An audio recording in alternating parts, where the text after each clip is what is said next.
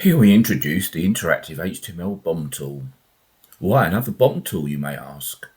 BOM Composer is still the most configurable tool to meet your BOM requirements, so continue using that. The Interactive HTML BOM tool is great if you are producing boards in-house for placing components ready for soldering, as you can see on this introduction, which is showing the components from the list and their location on the board. We will now illustrate the tool. Starting with our PCB design, from Output, select Interactive IBOM. There is one essential requirement. Check that you have Python installed. If not, go to python.org, downloads and install. The default settings quickly get you started, and the HTML file produced is opened in your default browser. Here we have the Interactive BOM ready to assist populating your PCB. First, let's explore the features and how you can optimize for the task.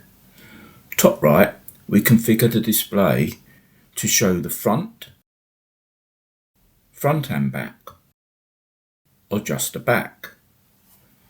As our components are mounted on the front, we use this view. The next three options are for how the view is laid out, and the current setting is as required. The final group of the three options are for a grouped BOM, as currently displayed, which is useful for placing all of the components of the same type and avoiding confusion. We also have ungrouped BOM, showing each component separately. Finally, a netlist, which we will discuss later. With these current display settings, we now populate the PCB. Select these capacitors in the BOM list and place them on your PCB in the locations shown on the layout. Once placed, click the checkbox to indicate they have been placed. Work through the BOM in any order required until completed.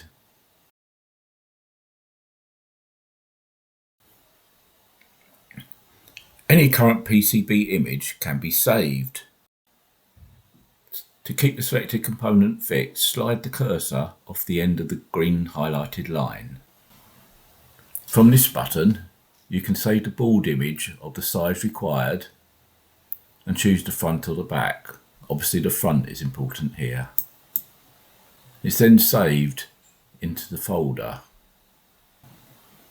This can be useful for inserting into a manufacturing or servicing document. An important point is that the Interactive BOM file can be shared with anyone. They do not require to have DesignSpark PCB. Sometimes you may wish to query what is on the PCB.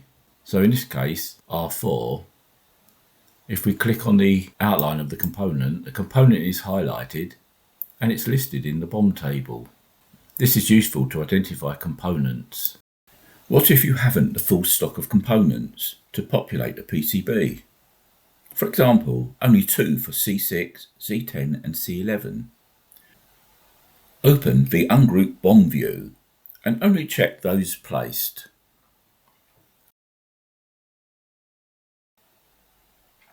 You can also check the missing ones as ordered. This covers the basics of component placement, but under Settings, there are useful options to enhance the PCB view, highlighting components placed and ordered.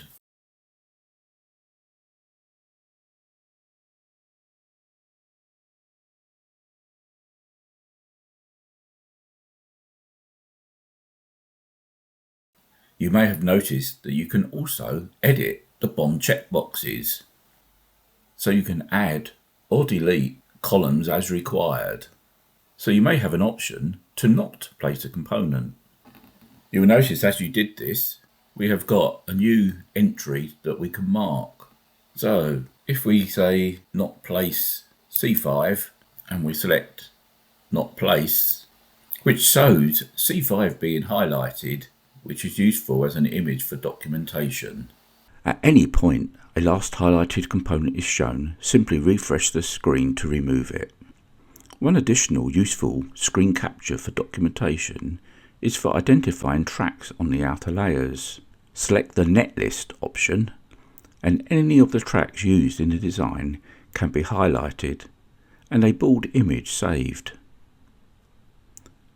Switching to display both front and back of the board may be useful for double-sided boards.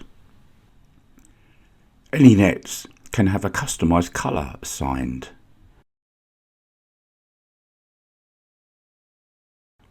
Then saved as a board image.